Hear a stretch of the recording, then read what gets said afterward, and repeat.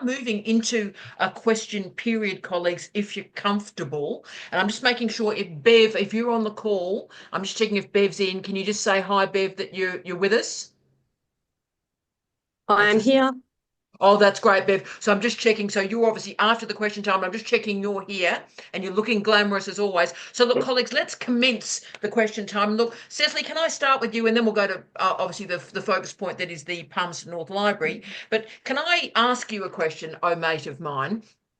Now, you've talked about intellectual autonomy, and I love that as a phrase, but in a time such as this, and I'll use the T word, I'll use the Trump word, in a time of right-wing and left-wing libertarianism, how can you maintain intellectual autonomy considering so many forces are working against it, particularly with regard to deep and profound misogyny? Wow, you asked me the big question, Tara. Well, worried. Worried. Well, it's about personal and professional development. It's about your own way of thinking, and it's about staying with integrity in the knowledge that you know and can trust, and developing that and being true to that. And so it's encouraging yourself to think beyond systems, to not be caught up in political systems. So eventually what happens to you, you're actually sitting in a new space that can look at the world, and this is what trans-systemic thinking is about, that you think not within a system. That's why I say it's not about pushing boundaries, it's about crossing them. It's about thinking of them in the big picture and going, oh yes, you know, and I can take this, you know, this siloed area and this siloed area, and I can match them by using the intellectual virtues, which opens up your thinking and it keeps you ethically. And so this is the whole thing, that the intellectual virtues are absolutely integral to self-transcendence. Does that... That'll do, Cecily. You're like a sorbet for my brain. That is magnificent. Like I said, Jane, you and I look at each other and go, oh my goodness me. Can we go to Palmerston North Library? We've got three fantastic, we've got wonderful Harpreets. I've got so much to say about Harpreet as well, and Jane and Cecily. Let's go to the library first. Colleagues, any questions for our three speakers? Oh, yes, de-mute. Thank you, Joe.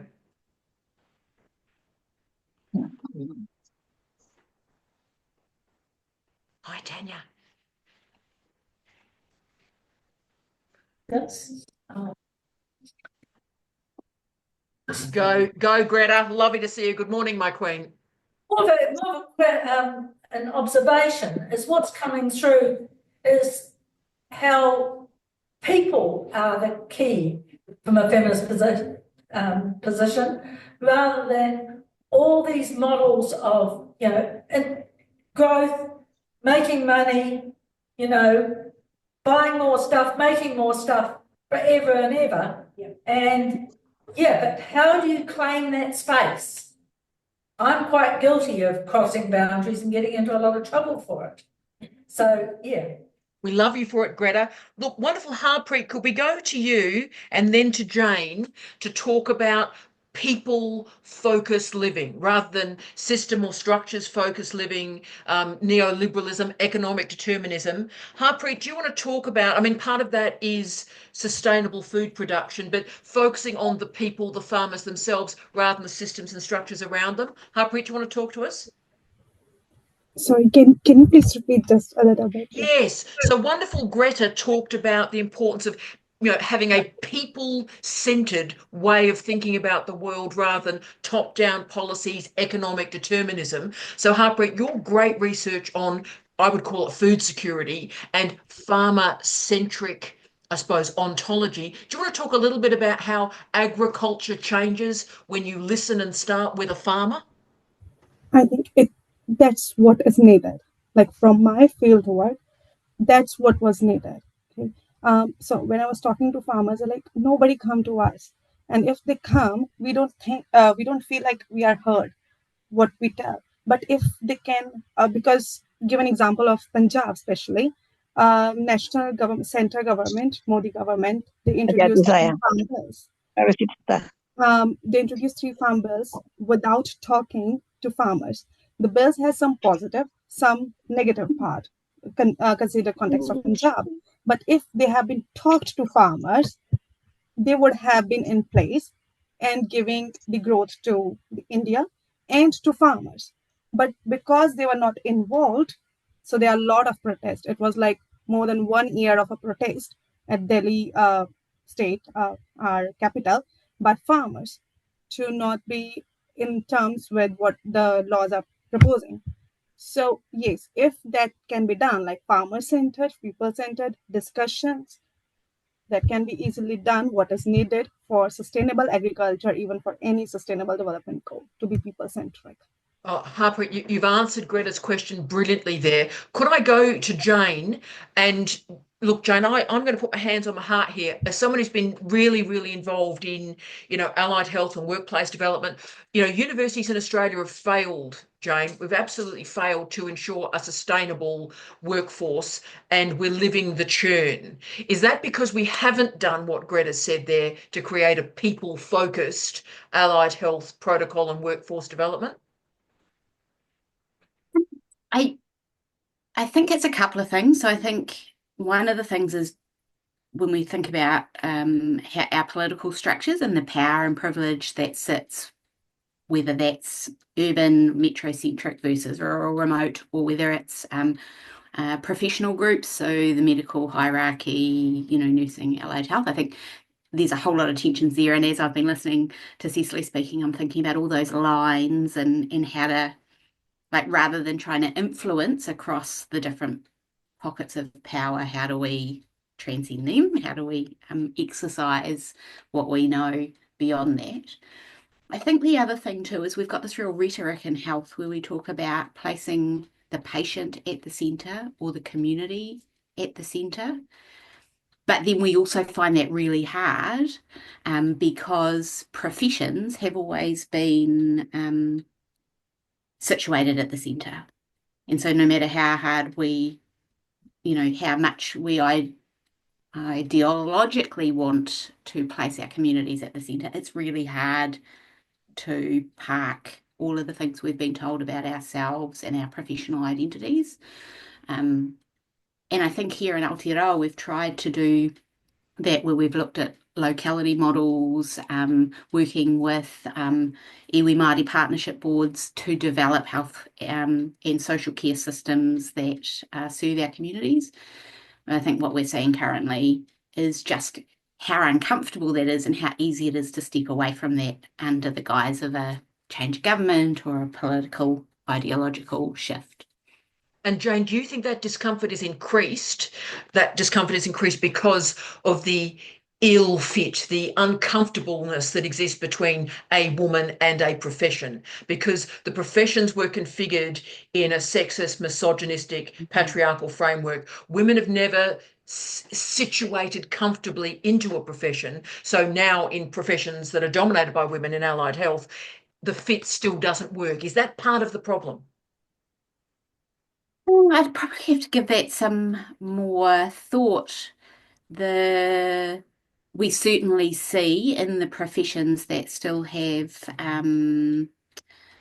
that are female dominated, we still see it's the few men that get to be in the leadership roles. I think about what Lethwe was talking about earlier on, like these still are those really really ingrained habits of thinking that we apply to what shape fits this. But yeah, I think I probably need to think about that some more. Thanks for the question, Sarah. No, that's strong, incredibly important, and you're doing incredible work. I've noticed, Jane, that Sita and Harpreet are about to have a big conversation. So Sita, do you want to enliven your microphone and your screen, and you have a chat with Harpreet, and Harpreet's going to talk back to you. So Sita, let's say hello. You've been my sort of friend through the last hour through the comments. Let's see you and have a chat, my darling. Can I find her? I'm reading the question. Hello, Sita. Or she disappeared, Harpreet? She's there. She's just on mute. She's on mute. Oh, my darling, can you, oh, hello, Sid. I've got you on my screen now. Hello, good morning. Hello. Sorry, I didn't realize I was on mute. Harpreet, did you see my question on chat? Just But reading I it can now. say it again. Can you talk a little bit about how, in the aftermath of the Green Revolution, with its privileging of high input cash crops, and then the long tail of the consequences of that mode of production, how that might have impacted on the livelihoods of small farmers in Punjab, whether there was anything that you could think through and respond to in relation to that set of shifts that have occurred in that region. Yes, thank you for the question, Dr. Sita. And I actually want to first apologize to everyone. I thought that my screen slides are showing, but yeah, sorry for that. You were brilliant. You are brilliant. Yeah, and yes, so with that aftermath of the Green Revolution, actually it changed Punjab, like livelihood of small farmers, a lot. The time they introduced it with minimum support price. So now we are in that trap. Okay, so if we try to get out of that trap, because here we are growing wheat and rice. Okay, I know if I give you an example, with 1 acre, I know if I grow these two crops, that's a set payment I will get. If I have to go out of that crop, I will not get, it's on risk side. So, but with that increasing, I was having some payments, and it was good payment for the start, like after 1916, 1970, it was a good start.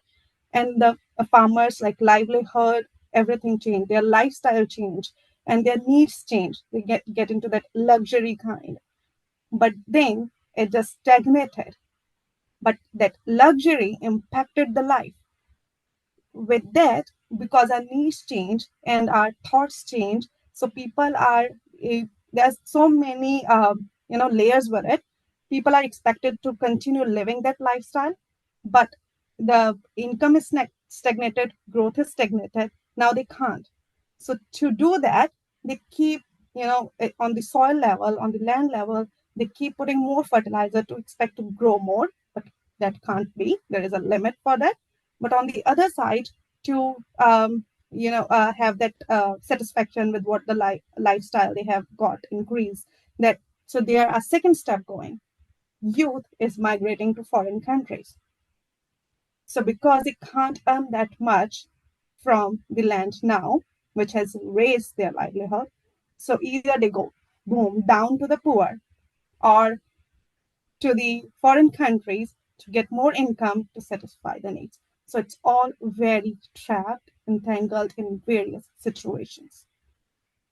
So Not what you're saying is that the consequence is a gradual rural depopulation, with the younger demographics opting to leave that yeah, mode of farming. Yeah.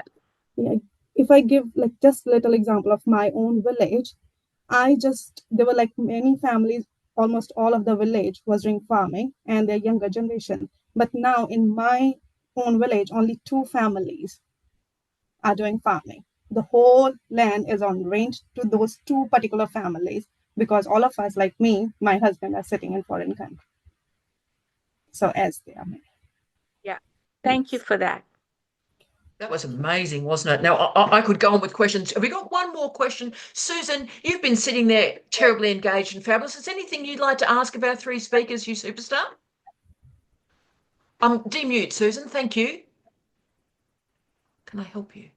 I was just checking to see if you were talking to me. I was reading through some of the questions in the chat. I was interested in the West Coast medicine one because after I retired, I did some locums work over there. But I'm a specialist, so it was kind of different. Although there were a number of Americans that had moved over to the hospital in Greymouth, two female anesthetists and one general surgeon and her husband. I forgot, he's in, I think, internal medicine or something there too. So that was interesting. It's interesting to follow what's happening in medicine. I'm actually sitting over here in the US right now. But I've got some friends that I talked to through the New Zealand Women in Medicine group, and there's a lot of people really disenchanted with what's happening right now there. So, but yeah, I just sort of kind of followed these the bit on the agriculture in India. I thought was really, there you go, smile, was interesting. There's a lot going on here right now, so my mind is like totally messed up with what's happening in the US. It's mind-boggling and crap. But to that, New Zealand and Winston Peters was not so great either when he fired the guy in UK for disagreeing. But anyway, And yeah. look, that's the challenge, isn't it, Susan? And look, I'll go to Leathwe, but Harpreet, the other interesting variable, we may not have time to talk about it, but to think about the role of tariffs in blocking globalization and the impact of tariffs on the Punjab in particular, I'm really interested in. But Leathwe, do you want to answer a much better question than that, or ask and answer? Go for it, my love. Thank you. I wanted to ask a question to Cecile regarding the last slide that she shared, because she said nurturing allies. And I want to check in terms of allies for women in the room. And also, Cecilia maybe can share how often or which gender do you think for women is mostly allies? Is it men or women? In your experiences, who often do you find as allies and mentors? Because from my experience, I've seen men coming through as more allies than women. Thank you. Oh, thank you for that question. What I've found is when I'm saying nurturing allies, people who are willing to think as learners, so not people as mentors. So the thing with futures intelligence, as you grow, you're taking people with you, but you're still learning at the same time. So it's a different understanding of allies. It's about people who are interested in developing transsystemic thinking, to be able to think across systems. And these methodological tools, the research I've done over a decade has produced amazing results that have absolutely not just surprised me, but I've been absolutely my breath's been taken away with the changes in the people when you allow them and they self-realize. So you're all on a journey together. So these allies are not mentors. They're not people. This is non-hierarchical thinking. This is where it's a very different way of thinking to the subject-object way of thinking of the binary opposition thinking that we've all been socialised and educated into. So this is why it's a whole process of leaving that behind and working with people who are interested to develop this new way of thinking. And the people I've been working with have all kept developing it. Nobody said, oh, thanks, but no thanks. It's a bit too involved for me. So you don't take it on and think you're going to be changed overnight. It's a whole process of getting used to these using the intellectual virtues, recognizing, knowing your goal is to think outside of systems, not to be caught in them, not to be caught in a political system or in, the government systems, but being able to sit outside. So eventually, it doesn't happen overnight, but over many years, if you have faith in the process and if you've seen how it works. So I'm not sure if that answers the question about allies. So it's not about mentors and it's not about allies of people who are already ahead of you or whatever you think. It's non-hierarchical thinking and people who've been prepared to take on non-hierarchical thinking. And the thing with myself, because it's coming out of my own journey of coming out of a subject-object way of seeing the world. And so the thing is that you actually then can toggle between the new world that's coming and the classically defined world that has constructed all these binary constructions. And it's about recovering yourself because your original intelligence isn't androcentric. your original intelligence, because the socialization and education processes, we internalize androcentric intelligence. We don't realize that's what we're doing, but that's exactly what we're doing. So it takes us back, if we recognize our original intelligence that we were born with is an embodied intelligence. Beautiful. And we can be true to the insights we had as children. Yes. And, you know, we just recover that. We go back and think, well, actually, these are all the intellectual virtues, are childhood qualities, a lot of them. And you just recover them or don't lose them and just really bring them into play and have trust and accentuate them. And with practice, they become virtues. And these Well said, virtues Cecily. are actually your intellectual powers. That's brilliant. So I think we're creating a brand new relationship here. That is a fantastic way of thinking about the world. And I'm going to be using toggle as a trope for the rest of my life, Cecily. So I thank you for that. Lethwe, you're still with us, about 1 a.m. in the morning, and she's still with us.